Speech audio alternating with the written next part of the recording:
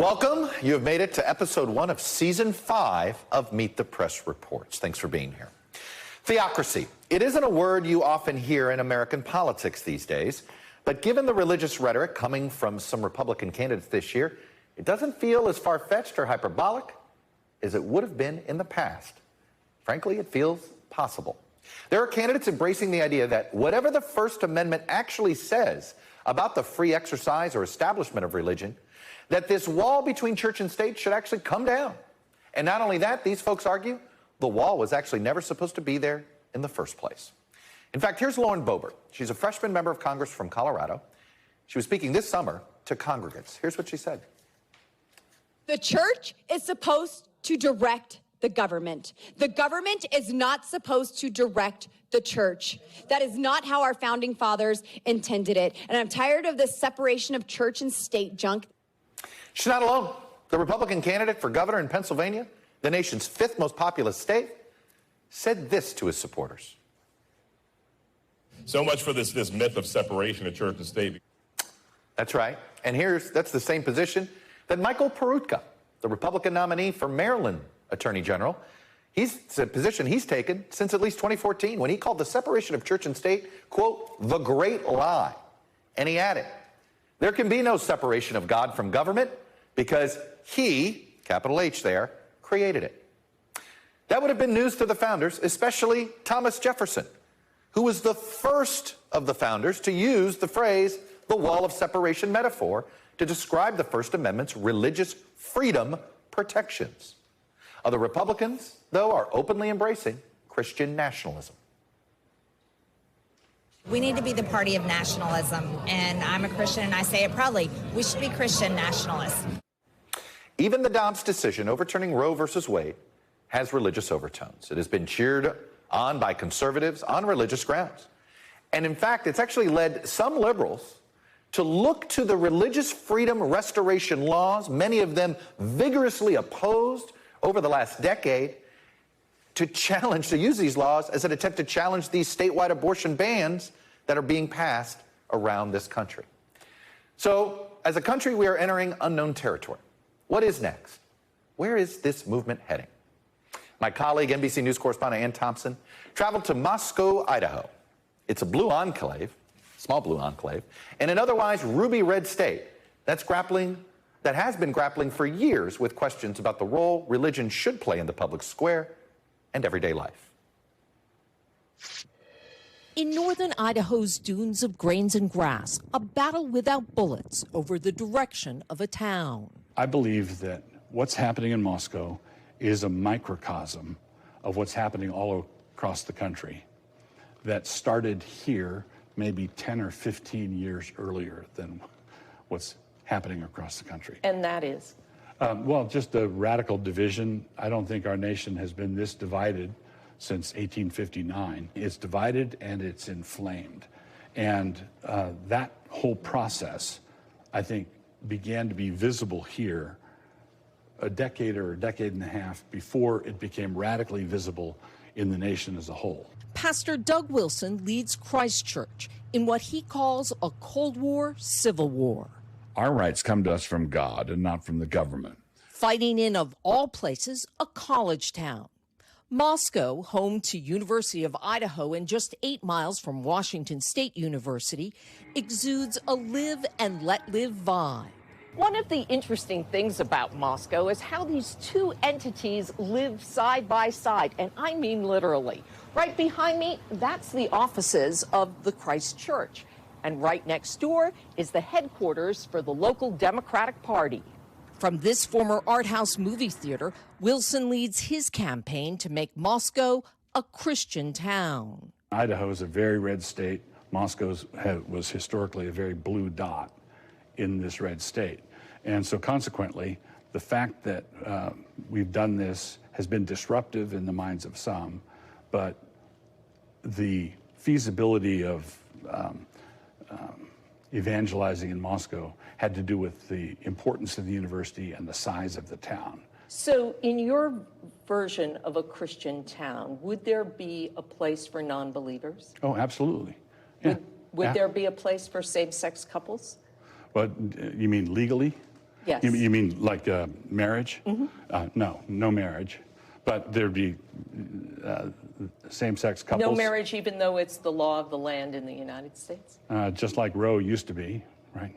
In my belief system, in our doctrinal stand and what we believe the Bible teaches, homosexuality is not only a choice, but a sinful one, yes. It is a muscular, masculine-led vision of Christianity. Scripture tells the man to provide, protect, and love. Scripture tells the woman to honor, help, and submit. Expounded on his show Man Rampant. Men are going to be dominant no matter what you do.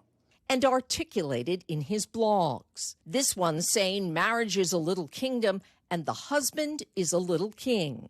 A wife should be submissive to her husband, as Paul teaches in multiple places, yes. So a wife should be submissive to her husband, but in the blog post that you just cited, I made a special point of saying that the woman exercises authority over the selection of the one that she's going to submit to. So when you say wives should be submissive to their husbands, does this mean, why shouldn't they be equal? Well, because God created us a certain way. So we want to fit with the design. Former Mayor Nancy Cheney says the community has endured decades of Wilson's often incendiary ideas. When some kind of outrageous statements were made early on about Southern slavery as it was, as a mutually affectionate relationship between master and slave, or saying that members of our LGBTQ community, trans people, should be exiled or possibly stoned, that catches our attention. Wilson says he was misunderstood, rebutting the many controversies on his website, writing he does not believe in the death penalty for homosexual acts or that slavery was a positive good. But the visible and invisible lines being drawn here and elsewhere across the country are setting off alarm bells for many faith leaders. Do you consider Christ Church a church? I don't. Really? I really don't. What is it then? I see it as a dominionist cult. Reverend Dr. Elizabeth Stevens leads the Unitarian Universalist Church of the Palouse. In the public square, I don't see them representing Christianity. I don't see them representing the values that I find in the Bible. I see them representing patriarchy. I see them fighting the culture war. Stevens' position in that war is visible for all to see, a stained glass rainbow chalice. Wilson fights with the printed word. A prolific author, he's written dozens of books, all distributed by his own Canon Press. It publishes more than 1,000 different titles, half of which are books and materials serving hundreds of thousands of homeschool and Christian students nationwide. Wilson laughs off the cult accusation, but the former Navy man embraces culture warrior. You can't have a naval warfare without ships, and you can't have tank warfare without tanks. And as I tell Christians all around the country, you can't have culture war unless you have a culture. Our tagline is all of Christ for all of life. So we want to be 7-day-a-week, 24-hour Christians in everything we do. And a distinctively Christian culture is forming here, and not reclusive and not cultic, but it's distinct. Here in Moscow, Wilson and Christ Church have built a multi-million-dollar enterprise that includes a K-12 school, a publishing house, a college, and a streaming show. Pursuits that some worry will change the very character of this town. What scares me is that he is making Moscow into a Wilson town. Keely Emerine Mix is a former pastor. What worries me is not that the stamp of Christ might be wrongly shoved down the throats of my neighbors here in Moscow, but that the stamp in the foot of Doug Wilson will be wrongly and is being wrongly crammed down their throats or standing on their neck. I think that his influence on this town has been despicable. Aubrey and Wyatt Knickerbocker met 2 years after her family moved to Moscow, seeking a Christian town.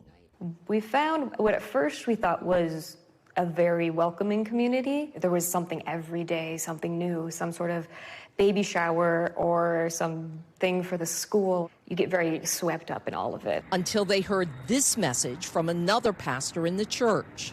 Women should wear women's clothes. They shouldn't wear pants. Shouldn't have short hair. Shouldn't have short hair. Men shouldn't wear earrings. No one should have tattoos. And then there was this, a psalm sing in the middle of the pandemic, protesting the local mask mandate, retweeted by then President Trump. That was when I realized that these were not people trying to spread awareness or trying to spread the good news of Christ. It was people trying to say, look at us, we are so oppressed. Did you feel betrayed when you realized that? How would you describe your feelings? Yes, very betrayed, because I've grown up in the Christian church, and it never occurred to me that a church could be wrong and how wrong they could be. They stopped attending Christ Church. Aubrey says she was attacked online. Now they actively avoid patronizing businesses run by church members. If it was another church that owned it and they just happened to have some beliefs that I didn't agree with, that's fine. But when you're hurting people, that's when you have really crossed many lines. Are you being judged on your faith rather than your product? I believe 100% that that's true. Josh Flickner says he came to Moscow seeking a Christian community and found it in Christ Church. But his business, Journey's End Cafe, is paying the price for where he worships. I really wanted this place to be actually a bridge builder in the community.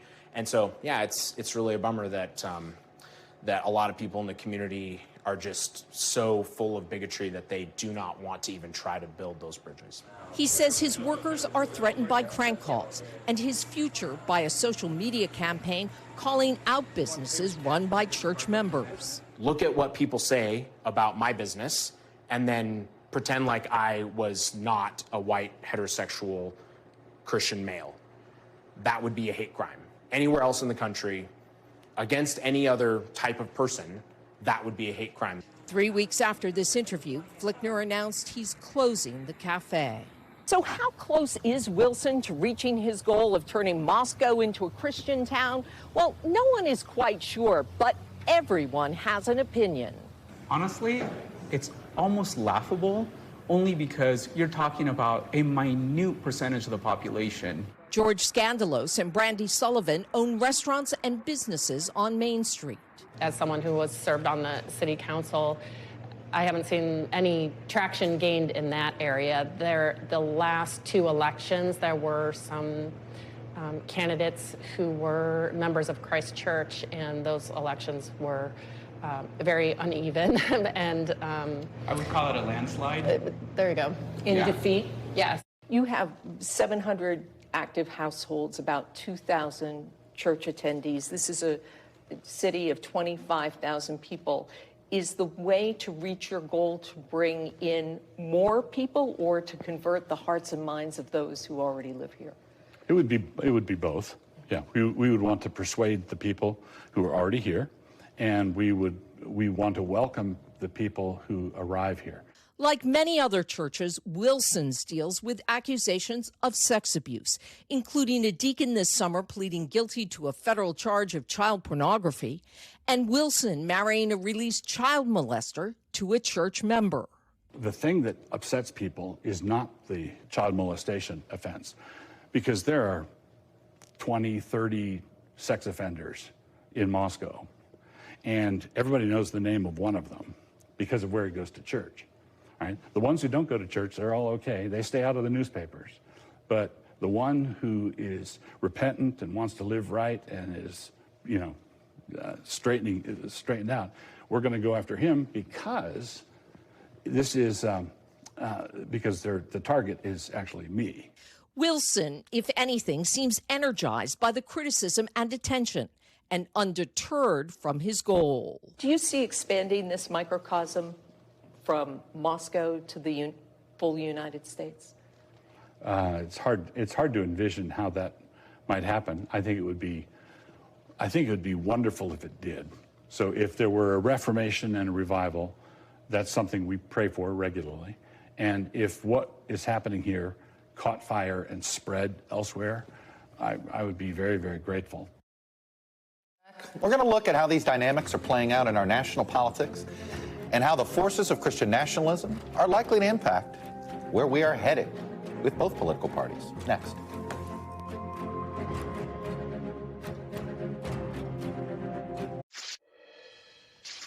Welcome back. We've ingested a lot, so let's do some digestion. We brought together a panel of experts. NBC News correspondent Ann Thompson, who was just in Moscow, Idaho. Andrew Whitehead, he's a professor of sociology at IUPUI in Indianapolis, and he's the lead author of Taking America Back for God, Christian Nationalism in the United States. Former Republican Congressman Carlos Curbelo of Florida is also an NBC News political analyst. And Anthea Butler is chair of religious studies at the University of Pennsylvania and author of White Evangelical Racism. Welcome to all of you. And let me start here, which is, you went there, you did this piece. There's a lot of concern about what's happening. After doing this piece, are we making too much of what's happening with Christian nationalism, or is this the beginning of something? No, I don't think we're making too much of it, Chuck. I asked Reverend Stevens, who's in the piece, who opposes what Pastor Wilson is doing. I asked her, I said, are you crazed that I only show up, people like me only show up to ask questions about Christ Church? And she said no, she feels that the country needs to know about this, that there are people out there who want to take the country back to a more Christian culture. And so I don't think we're making too much of it. It certainly is a strong movement. You see it in our politics today. Will it have legs? It seems to, at least in Moscow, have reached a certain, it's reached its limits, I think, and it will not grow any further unless they import people. Andrew, do you think there are degrees of Christian nationalism? Yeah, there really are. Okay. So when we survey the American public, we find that Christian nationalism is really a spectrum where you have Americans on the very upper end who strongly embrace these ideas that the U.S. is a Christian nation, that it plays a special role in God's work in the world globally, all of those things. And then you have Americans that think Christianity should play a role in American society, but wouldn't go so far as to say it should be privileged. And then we find that there are many Americans that resist and reject Christian nationalism as well. And so the important thing is that it's not a binary either or, but that it's a spectrum of belief and strength of embrace of these different ideologies and ideals. Yeah, Anthea, where would you draw the line? Because there are many people on the left side of the political spectrum who say, yeah, you should incorporate more teachings of the Bible into your public policy. But what is that line where it becomes Christian nationalism? I think the line becomes when people become so dogmatic that they want to step over into a violent space. And what I mean by that is the people who want to impose something on someone else. I think one of the great things about America is that it's a democracy, right? And that America got started by people who were escaping religious autonomy so they could have religious freedom. And so one of the things I think is really important here in the delineation between what is Christian nationalism and what is not Christian nationalism is what are people trying to impose? Are they trying to use their Christian nationalism to do a takeover? And then finally, who gets to be included as a Christian, in America? And I think that's a really important part. Carlos, I want to put together two things. One is from a former colleague of yours, Adam Kinzinger. But before I get to his comments, I want to play a piece of sound from the president of the Southern Baptist Theological Seminary, Al Mohler, who absolutely embraces this label. Take a listen. We have the left routinely speaking of me and of others as Christian nationalists, as if we're supposed to be running from that. I'm not about to run from that. And Adam Kinzinger tweeted when Marjorie Taylor Greene said something similar, we need to prove to people we are the party of Christian nationalism. He tweeted, he then quoted, he put in what he says is a quote from the Taliban that says, we are the party of Islamic nationalism. And then he writes, I oppose the American Taliban. And he then signals Kevin McCarthy and his. What is happening inside the GOP on this issue? Well, what Kinzinger is pointing out is the hypocrisy in all of this. It has been Republicans and conservatives over the years who have criticized other countries, like Muslim countries, for imposing religious beliefs and practices, and also for attacking communist countries for imposing atheism and banning people from practicing their religion. So what's happened here, that this has become a part of the culture wars. And this is the bunker mentality that Donald Trump and other conservatives have pushed a lot of the population into thinking that they're under assault. And I think, look, we have to be sensitive. The pace of cultural change in our country has been pretty rapid in recent decades. I think Depends social who you media. are.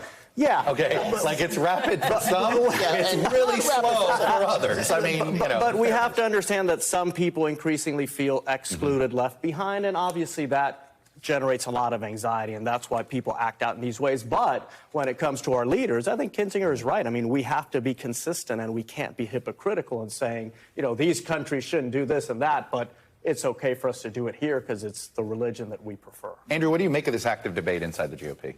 Yeah, it's really fascinating because really when we look at it, Christian nationalism, and Anthea brought this up earlier, is about power. And when we think of that in terms of a democracy and a functioning democracy, it's about sharing power and playing by the same rules. And so with Christian nationalism, we find over and over that if it comes down to democracy or power, they're going to choose power every time. And so this idea of a country for the people, by the people, it's really a country for a particular people, by a particular people. And so for those in the GOP, trying to figure out, are we really about democracy where we're going to play by the same rules or not? And that's the big question, I think, at stake. And one of the things that I think some of us have struggled to sort of get our arms around is how are Lauren Boebert and Marjorie Taylor Greene, two female Republicans, such big advocates of Christian nationalism, and you had this gentleman on who is made it clear every marriage is a kingdom and the man is the king. Right. I mean, it is sort of like this is one of those where it's hard to wrap my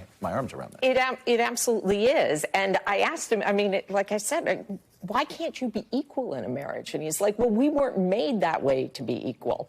And I thought, this is not about biology. It's about intelligence. It's about dignity. It's about who you are. But that's not how he looks at it. He takes a very literal reading of the Bible. And I can't understand why a woman would submit to this. Let's pivot. How much to the campaign trail? I think a lot of these self-described Christian nationalists, statewide level, Carlos, are going to lose. It's probably, I think Doug Mastriano is more likely to lose than win. He's not trying. He's running an odd campaign. But just being the nominee, haven't the seeds been planted for more of these candidates to run? Well, it depends, Chuck. I mean, this could be part of the trap that Republicans have set up for themselves where they elect the most, quote-unquote, conservative candidate out of primaries, and then these people just can't win. So eventually, this movement will likely just be extinguished because people get tired of losing. That's one theory. But certainly, I mean, it shows that at least there is a critical mass of support that can get these people past primaries. And by the way, going back to Christianity, and Ann, maybe you could shed some light on this, but Christianity, I mean, Jesus Christ invited people to follow.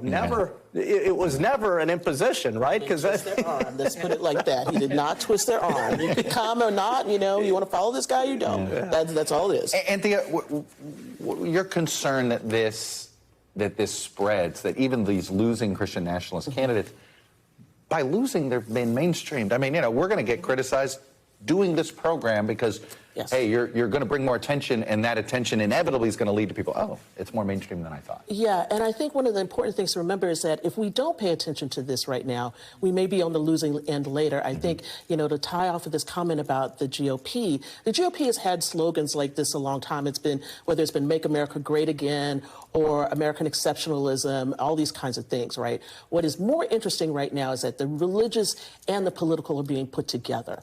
And that makes for a very powerful mix. And I think whether or not people win in November, we still have to contend with this in 2024. And there's something else, though, going on here, which is sort of the country's growing more secular, which almost at the exact same time, those that are religious are almost becoming more fundamentalist. Right. But almost out of fear of this growing secularization. And that's what I think it gets to, is that there is a great deal of fear. And if you look at the issues that they grab onto, the issue of abortion, the issue of same-sex marriage, opposing same-sex marriage, the issue of gender identity, all of those are driven by fear. And I asked Pastor Wilson that. I said, America is becoming less Christian. Fewer Americans want to be part of organized religion. And he just sees that as a further challenge. He believes he can change minds. And Andrew, is it almost a feature that Moscow is the place trying to do this because they almost want to be reactionary to the majority of the population. It's easier to find fundamentalists in a reactionary, in a place that maybe you feel like you're the outsider? Yeah, I think so. I mean, one of the insights of sociology is it's easiest to define who we are when we know who we're not. And so when you can define yourself against who you're not, that's really powerful. It creates very powerful in-group bonds. We're going to pull together. We're going to face the outside threat, the things that we're afraid of, and it becomes a really central part of your identity. And that's what's so powerful about Christian nationalism. All right, the separation of church and state. How strong is that still in our country, Thea? I think the idea of it is very strong. The reality of it is not.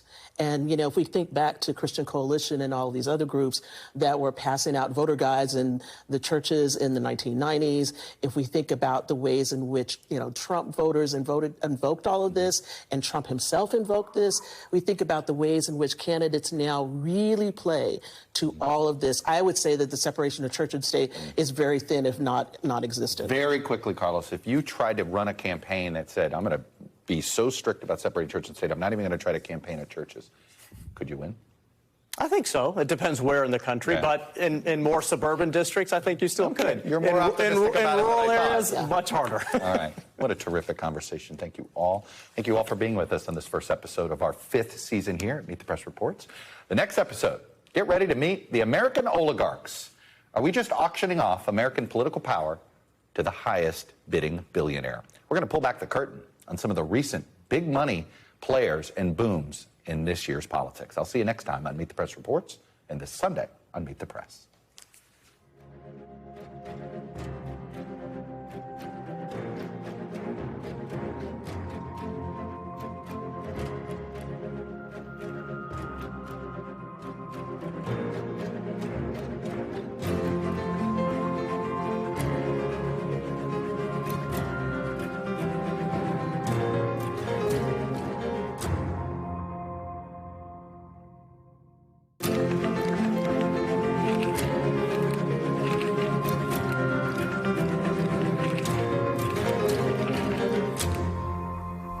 Hello there, and welcome to another episode of Meet the Press Reports. And this week, it's a deep dive into the American oligarchy. We've heard politicians say it before. They claim they want to take big money out of politics, but they never seem to do it, do they? So just how much money is in our politics, and specifically in our elections? Well, here's one truism. It continues to grow. Through June in the 2022 cycle, there was nearly $10 billion raised for just House and Senate races. I'm not counting gubernatorial races here, just House and Senate. This level of fundraising in our election system is growing exponentially, because if you go back to 2014, there was just under $5 billion raised for the House and the Senate alone, and we're basically already past that mark. It was just over a little of half of what it was in the first 18 months of the 2022 cycle, and we know it's going to be well over $10 billion now. But the truly new phenomenon here is the mega donor class. In 2014, only 3 people decided to donate at least $10 million of their own money to various House and Senate races. In 2022, that number is now up to 18, a 6-fold increase. And even as we see this wealthy donor class pour millions of dollars into our elections each year, there's millions more in dark money that they pour in on top of it. Those are funneled through nonprofits and basically are untraceable. But as the list of individuals donating millions and billions of dollars grows, so do concerns that political campaigns are essentially being hijacked by this wealthy class, controlled by this donor class, made up of individuals who have this outsized influence on not just who wins the elections and who runs the country, but what issues are even debated in these campaigns. NBC News correspondent Jacob Ward has more. Where have you seen money make its way into politics? Where have I not seen money make its way into politics is probably the better question. Abigail Disney's grandfather Roy co-founded the Disney company with his brother Walt. She grew up surrounded by the ultra-rich and is now a filmmaker and professional critic of the billionaire class. You have an ultra-wealthy class whose life and interests are entirely divorced from the reality of everyday Americans. The things that concern them are not concern the everyday American just don't come up, you know, if you're ultra wealthy. Do you think the ultra-rich, if anything, are less qualified than Yes. everyday people to just be empathetic, think about the problems of the world. There are studies that show that the wealthier you get, the less nice you become. In her upcoming documentary called The American Dream and Other Fairy Tales, Disney explores the collapse of the American dream through the lens of the happiest place on earth. Her finger points directly at the top. A custodian would have to work for 2,000 years to make what Bob Iger makes in one. Do we live in an oligarchy, do you think, in America right now? Yes, I think we live in an oligarchy. Much of our oligarchy in this country is a result of the government privileging either an industry or a group of individuals within an industry, or keeping classes of people away from the corridors of power.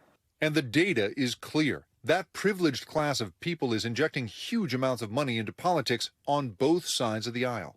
An NBC News analysis shows that so far this year, 18 individuals have each donated over $10 million to this midterm race. That's a total of $504 million, over $500 million in political contributions. In 2014, only 3 people contributed over $10 million each. Good evening. Among the most active political players is Peter Thiel.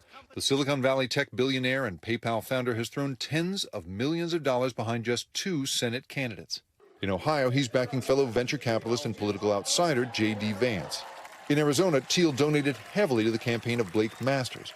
Each clinched their respective GOP nominations. And while Masters is happy to espouse his far-right political positions, In Arizona, there's an invasion at our southern border. he's much less forthcoming with details about the financial relationship with Thiel, who's estimated to be worth $3.8 billion. We're just trying to talk about campaign finance. Producer Ezra Kaplan tried to press the issue with Masters outside an event closed to the press in Scottsdale last month. Peter gave what he gave, and I'm grateful that he supported that outside group, and I'm working hard every day to raise the money internal to the campaign that we need to go out and spread the message. Will you be able to stay independent with the money? Masters is now set to face incumbent Mark Kelly in November. Kelly enjoys a much larger war chest from mostly small donors plus several super PACs. Masters, however, has received most of his support from a single super PAC funded by Thiel. And since the primary, that funding seems to have dried up. Peter Thiel declined our interview request, as did several other billionaires we approached. His biographer, however, says this is of a piece with who Thiel is.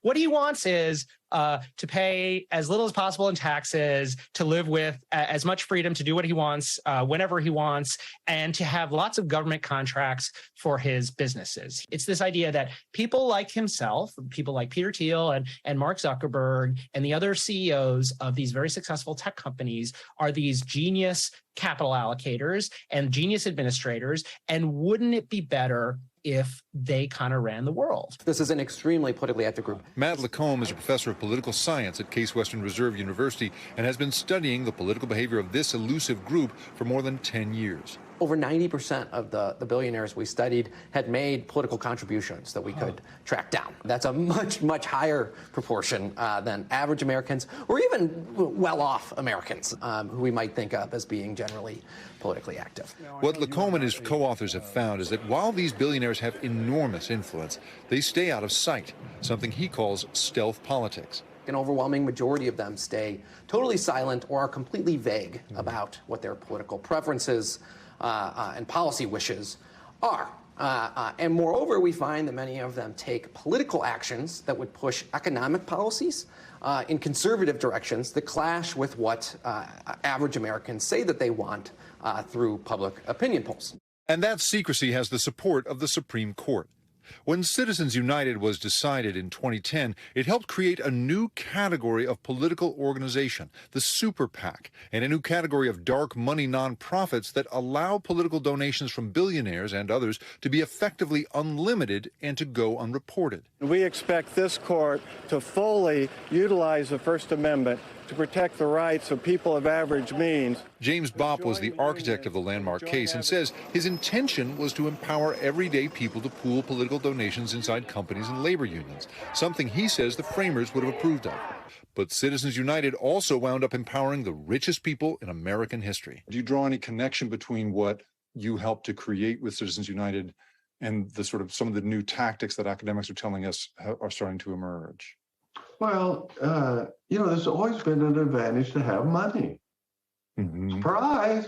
Okay, there's advantages in having money. Thank you very much for making. What's new is how and when that money is being deployed. So primary elections tend to involve less money, and they tend to be less visible. All of that means that the actions of powerful people and the money they might have to spend can go farther. Let's think about this tactically for a second. If you're Peter Thiel and you've already put $10 million into the candidacy of J.D. Vance here in Ohio, maybe you don't have to worry about the general election. I mean, right, once he's won the primary, maybe the little R next to his name will carry him the rest of the way in today's hyper-partisan political climate. But it wasn't always like this. Once upon a time, it was culturally unpopular in the United States to be, well, rich. Today, we as a society tend to put the ultra-rich up on a pedestal. Now we're looking to people and admiring them for the quality of being able to become very, very wealthy. So there was a massive shift. Do you think that explains the political activism of billionaires, that they just feel, well, I'm qualified to make decisions for everybody because I've amassed this fortune through my pluck and my brains? That is exactly, I think, what's going on. Your activism, your filmmaking, your speaking out, even in front of Congress about this stuff, makes me wonder, do you think you would get involved in politics? Do you want to create a candidate? I think my unique position in this world is to use my position in the oligarchy to put the oligarchy out of business. My thanks to NBC News correspondent Jacob Ward for that report earlier this week. I sat down with Sam Bankman-Fried. He's the CEO of the cryptocurrency exchange FTX. You may have seen their ads. And he's one of America's youngest billionaires. And recently he's used some of the money he's made to become one of the biggest donors in this year's midterm cycle, including in the state of Oregon, where he broke a spending record to back a single Democratic House candidate who ended up losing a primary big. You've spent your money a little bit differently in politics than others have. Didn't go well in Oregon. What did you learn, and how are you adapting? Because you strike me as somebody, you try something, you look at how it works. Okay, let me try this way. Yeah, it's a good question. And, part of this is, look, stuff happens. I do what I can, do what I think is right, and adapt. And, in Oregon, there's a candidate who I thought had a chance of being, one of the biggest advocates for pandemic prevention, in D.C. I think one of the things I learned is, look, there's really diminishing marginal returns here, right? There's no matter how much you spend in any one place, there's just a limit to how much impact it's going to have. There's a limit to how much support it can be. And I think that was the biggest takeaway from it, was just, Do you think you spent too much money there in hindsight? Yeah, I think it's probably right. So there's a point of saturation that you've learned. Yeah, that's right. What about your individual influence? You've seen what's happened to George Soros. Yep. He's been politically attacked. He gets it up. You could make the same case for the Adelson family, both Sheldon and Miriam, right? Yep. These are two people that have been dominant over the last decade. Yep. Are you prepared for that? So, in the end, I want to do what's right for the country and, not optimize for people saying nice things about me. If people say mean things about me, I can take it. But the other thing that I would say is I'm really aiming to do this in a bipartisan way. And I think that's something... You've given to some Republicans, but it's been very targeted. It's been targeted, and I think the reason for that is that I don't, at its core, view this as a Democrats versus Republicans thing where my core goal is boosting a party. Mm-hmm. I view this as having constructive people, whatever party they're part of, is incredibly valuable for D.C. And it's something I've just seen on the ground where people who are willing to get together and try and do the important things for the country, they can compromise their party, and they're who save the day at the end. And so I'm happy to support, across the aisle in either direction. So there are going to be some people to watch this and say, Rich guy's got his own agenda here. He's not telling us. Why shouldn't folks be a little bit skeptical of your real motives here? That this is really all about crypto. This is really all about your business, which is regulating what you do. Right. It's a good question. And frankly, everyone should always be skeptical of things like this, right? I'm not going to tell people that they should give anyone a free pass on it. And I think what I'd say is, look at the evidence, try and trace out what's happening. Mm-hmm. It's really funny. Sometimes I'll read these articles and they'll say, SBF donates to candidate something crypto, something, and the entire article will be like, we're trying really hard to find the crypto angle, and we haven't found it yet. The candidates have no statements. They don't know what a Bitcoin is. there's a crypto angle. We're still looking. And it's like, no, like that was... People aren't taking you at your word? People aren't taking me at my word, and I understand that. And I think what I'd say is then do the research. You know, look at the policies that I'm supporting, the candidates that I'm supporting, you know, and many of these people, I have no idea what their position is on crypto. Okay, but you now will have lawmakers return your calls a lot easier than the average person. Right. So your money is effective in that respect, and you are going to be able to make your case in front of members of Congress because you're willing to spend money. Have you thought about that? I think it's probably true. And frankly, I think that there is value from the pandemic prevention side there, being able to, again, get in front of them and say, hey, look, this is a big issue. I think that, you know, on the crypto side, the way that I view that is as I have a duty as a member of the industry to try and get us regulated, to try and move the industry in a more responsible direction. And I think that requires engagement. I think it'd be irresponsible of me not to engage, you know, with Capitol Hill, with regulators. And the things that I've been arguing for are more regulation for the industry. I think that's what's right for the country. I don't know if that's what's right for a company, but it's what needs to happen. Let me ask you this. Should it be so easy for you to become a big donor in our political system? Do you think your money should be as relevant in our system as it can become? It's a good question. And it's so hard to view this outside of the lens of what is going on right now, of what different These are the rules that are. And you're sitting there and you're like, hey, if this is how it works, then I'm going to participate. I guess I'm asking you, what do you think should it the rules should be? Yeah. I have a lot of sympathy for thoughts of overhauling things in one direction or another. I've thought about this. I don't feel confident that I know what the right answer is, right? You could imagine a highly transparent regime where the emphasis was on full transparency of contributions. You could imagine a capped regime like what we had, you know, at least in larger part before Citizens United. There are arguments for that. You know, I frankly don't feel like I feel confident what the right answer is there. I certainly don't feel like we've necessarily reached it as a society, though. You think every money you spend in politics should be disclosed publicly? Are you comfortable with that? I think that I think what I would say is, you know, if there was a norm where every dollar that everyone donated in politics was to be disclosed publicly, I would have a lot of sympathy for that. I think I might support it. I haven't thought carefully about it enough to know. But well, it sounds like what you're saying is maybe there's some donations that you have made that you wouldn't make if you knew they were going to be immediately public. I don't generally think about it that way. I generally think of it as like these are the right you know, the right contributions to make. I think that and I think that there is a thing where it's important what the norms are because that's what press is going to judge everything by, right? And it's important that there is the right context. And I think that you would see fairly different treatment of things if everything was made transparent. I think that there would be advantages to that system. You made your money in some ways by finding a loophole. Right, and in the exchange rates and how the exchange system, and you saw something was missing. I'm curious now, bringing a fresh set of eyes to how campaign politics works, to how the funding mechanisms work. Have you found this sort of gaping hole, flaw, or loophole that you're like, how come nobody else has noticed this? So to the extent that I have, I think what it is people are just not engaged enough in policy. They're not engaged enough in what's going on in D.C. When you say people meaning the electorate or people meaning elected officials?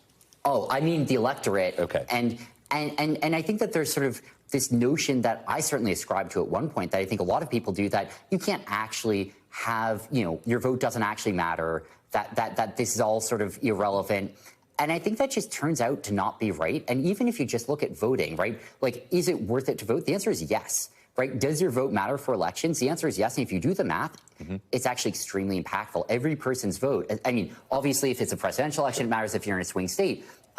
But, you know, you're having impact over millions of dollars in expectation of what happens. You have talked that $1 billion is perhaps your ceiling for 2024.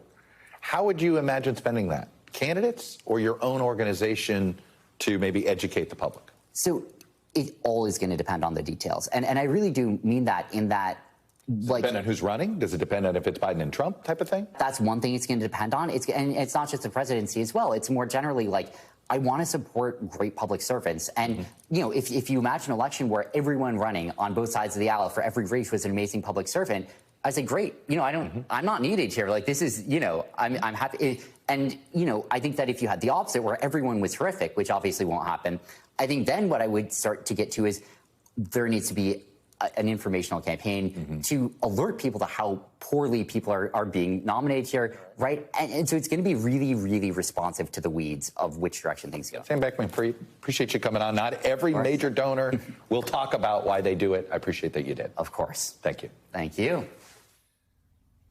When we come back, how great of a threat is big money in politics to our democracy? We're going to discuss that and more. Stay with us.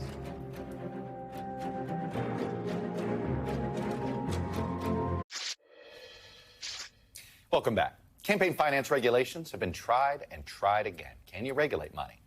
But are there more loopholes now than ever? I'm joined by Faz Shakur. He's the chief political advisor to Bernie Sanders. He worked at a longtime think tank, the Center for American Progress before that. And Trevor Burrus. He's a research fellow at the Cato Institute. Thank you both for joining us. So I'm going to start with my friend from Cato here, because I'm curious if you accept the premise that there's too many wealthy donors in politics. No. I think that, as we saw from the interview, donors, we assume some sort of nefarious motive, but they actually are just trying to support causes they believe in. And let's say that that's 90% or most of them, and when you support a cause you can believe in, and you try and get the message out there, that's what people tend to think about the things they believe in, right? So if you are against the NRA, you're against the money the NRA has, but you might be for every town for gun safety and people trying to spend money to change minds on that. So I don't think that billionaires are just per se a bad class, or that they have the same views at all. We can look at they don't have the same views. They're not just in the interest of billionaires. They're trying to get different ideas out there, and money is how you get information out there. That's where are you in this? Money has a corrosive impact on politics, and it's not just merely through the influence of elections. It influences the motivations of policymakers from the top all the way down to the bottom, not only at the federal level, but if you go down, it has even a deeper impact if you go down to the state houses. You don't win state legislative seats unless you have money. It is nearly impossible, if you look around the country, to try to win without the influence. And if you look at the influence of large donors, often, especially in this day and age where so much is broken in Washington, D.C., their biggest influence is the state legislatures, where if you just look at the industries that are funding them, you see where politics and policies flow. All right. Do you agree that money should be more transparent in where it comes from? I'm okay with that. I mean, I would allow more money to be given to candidates so you could actually get startup candidates and get new candidates out there with new ideas. Is that probably the only plausible way to figure? Regulating money, it is clear to me it's impossible to regulate money because there's always a lawyer who finds a new. Well, not only the lawyer, but the law, as it has been construed by the Supreme Court, has now said, money is a form of speech. But I'm on the side of an argument, a legal argument that is in the minority that believes it should be banned from. But we're like politics a generation away from that. Yes, and we should have federally funded elections. That's what I believe in. Now, can we get there incrementally? But that is the North Star that I point to. All right. So short of that, rigorous transparency. Yes, I mean, and in what form, right? Because you want voters to know and understand. So if you look at the Disclose Act, what they're suggesting is that the donors to large super PACs would be listed by name at the end of an ad. Now, is that sufficient? Do I know enough about a name, Peter Thiel, Sam Bankman-Fried, to make a judgment about that ad? I would argue, we got to do a little bit better even about that. I think you got to have better disclosure and transparency around what the motivations are of these individuals. On the federally funded elections, for example, like the reason that's never going to work and it won't ever happen is the only way that could be fair is if sitting members of Congress voted to give opponents more money to spend against them than they currently have as incumbents. The biggest advantage is incumbency, and you need to outspend to get incumbency. 90% plus retention rate, right? You get all the money if you're an incumbent, and if you want to challenge them, you need to raise money. And what will not happen, as long as the foxes are guarding the hen house, as long as these politicians are making the rules by which they get elected, they're not going to make a fair election system. So federally funded thing, sure, let me imagine this thing. Triple the donation amount for people challenging sitting members of Congress. That makes it fair. Never going to happen. Just a quick counterpoint to that. Trevor started this conversation, saying that essentially he doesn't believe that money governs the outcome of a lot of elections. It's important, but it's not everything. Exactly. And I jump off that premise, and that's why. So if you gave a grassroots candidate enough money to compete, to get the word out, you and I are agreeing essentially that you have a chance to win. So we are now debating how much of a federally funded amount would you a candidate need to be seated with in order to have a fair and competitive shot? I'm saying that Congress will never pass that law. Well, let's start, though. But the one thing that you might be able to get him to do, because during the McCain-Feingold debate, Mitch McConnell was for instant disclosure. I've always challenged some people on the left, go introduce Mitch McConnell's counter bill to McCain-Feingold and see where people stand on there. Instant disclosure, that's a little bit more than the Disclose Act, that allowed people, you want to give Peter Thiel shouldn't have to give to a super PAC. Peter Thiel can give $5 million directly to Blake Masters' campaign, let his campaign deal with it. But every time he runs an ad, he says, I'm Blake Masters, and my campaign is funded by, and you have to list any individual that gives you more than, say, $1 million. Yeah, so again, this is a town of compromise. I'm not for having to disclose yourself. And again, everyone knows this, what causes you give to. If you're a pro-choice person, you live in Alabama, you don't want people to know that you're giving to pro-choice candidates. Maybe it's very important in terms of donor privacy. You have Planned Parenthood and the NRA on the same side, right? And when it comes to candidates, why should a wealthier citizen basically get a special privilege like that? The special privilege of not knowing who's given. Everyone gets that privilege. Well, intervening in an election in particular is what Chuck's talking about, right? Like, so if you've decided, I want to engage in the public debate of influencing an election and telling people who they should vote for and who they shouldn't vote for, why should you be able to operate in the shadows and the darkness? So, again, I said I'd make a compromise, and it would be above a pretty high limit. Because one thing, I'm pretty skeptical about members of Congress. I think we all are. But right now, we have a campaign limit of $2,900. I even think the price tag of a member of Congress is higher than $2,900. Right. I think if you really want to get them to do something, you're going to give them at least $50,000, $100,000, who knows? But below that, people shouldn't have to disclose. We don't need to know who our neighbors are giving money to in any way, especially if it's below a non-corrupting level. But the influence of money in politics is less so now about the direct money to a candidate and more so around outside spending and races in favor of those candidates. Well, so you're talking about that's because of Let's talk about McCain. Look, I actually think McCain-Feingold might have been a mistake because it took the political parties out of the big money game. Yes. And then all of a sudden we had no transparency into who was given money. Yeah. Right? Do you accept that? Right. McCain-Feingold might have been a mistake? Yeah, I think that's right. And if you look at 501c4 explosions, there's also no cops on the beat. So if you look at the way in which 501c4s are supposed to be construed and how they're supposed to spend money in elections, these outside spending vehicles that dump millions and millions of dollars on air, they weren't supposed to be doing electioneering. And yet that is the primary purpose of most of these organizations because nobody is stopping them. Right. The IRS made an attempt, and that got weaponized. From the left and the right, everyone did. But it got weaponized by political activists. Absolutely. The IRS should not be regulating this donation. But I mean, so look, outside groups, again, we can't forget the bigger picture.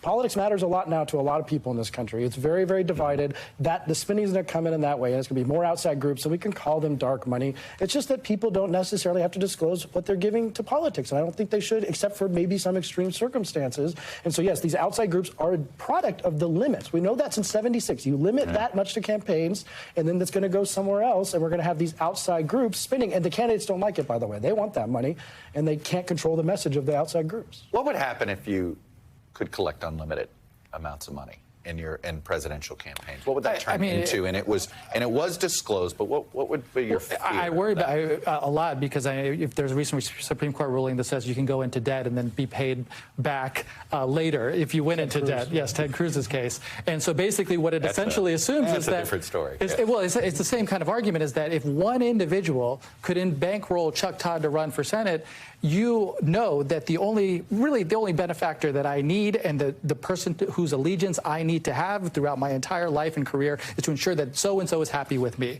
And that influences your choices on anything and everything, right? You're thinking about how does that individual think about this issue, that issue, and that issue. What if we don't think about his allegiance? What you ask what would happen? We would have more dynamic politics, right? You have to raise money in these small amounts. That means you have to get a broad brush.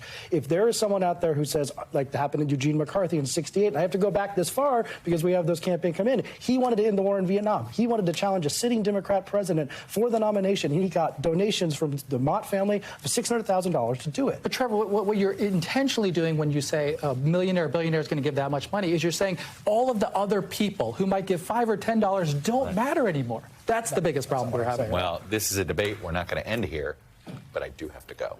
You guys were terrific in representing these 2 points of view. That's all we have for Meet the Press Reports this week. Thanks for being here. Next week on Meet the Press Reports, the wide and growing world of U.S. gun culture.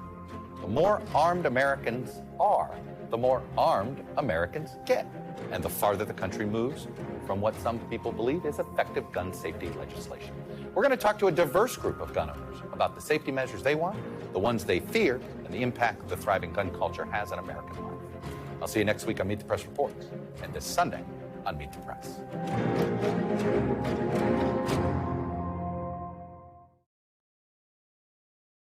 Thanks for watching our YouTube channel. Follow today's top stories and breaking news by downloading the NBC News app.